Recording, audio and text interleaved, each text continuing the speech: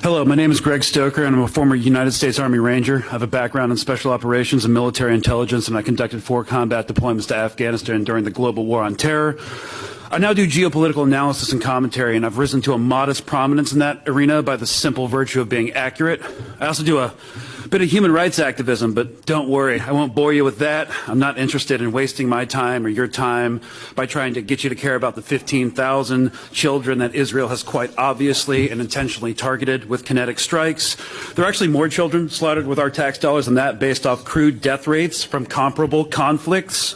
There are actually more children slaughtered with our tax dollars than that based off crude death rates from comparable conflicts. But if that doesn't bother you yet, probably never will. So I'm just here to state that you're backing a losing horse that is now the greatest strategic liability to United States global interests. The IDF has been operationally defeated in both Gaza and the Northern Front in southern Lebanon. I don't have enough time to get into that obvious military reality. Just be satisfied that former Deputy Director of the Mossad, Ram Ben Barak, said on May 18th, and I quote, "The war in Gaza is aimless. We are clearly losing it. We are forced to return to fighting in the same areas, losing more soldiers, losing on the international stage, damaging relations with the United States, and causing the economy to collapse. Show me one thing we have succeeded in," unquote. They've succeeded in nothing beyond showing the world their cruelty and thereby making the Palestinian liberation cause the most pressing issue on the international stage. Israel will continue to be isolated and will become a pariah state. The question is, when will you do what you can to pressure the Biden administration to stop this madness for our own selfish interests? Because of this catastrophe and absolute failure in leadership from politicians on both sides of the aisle,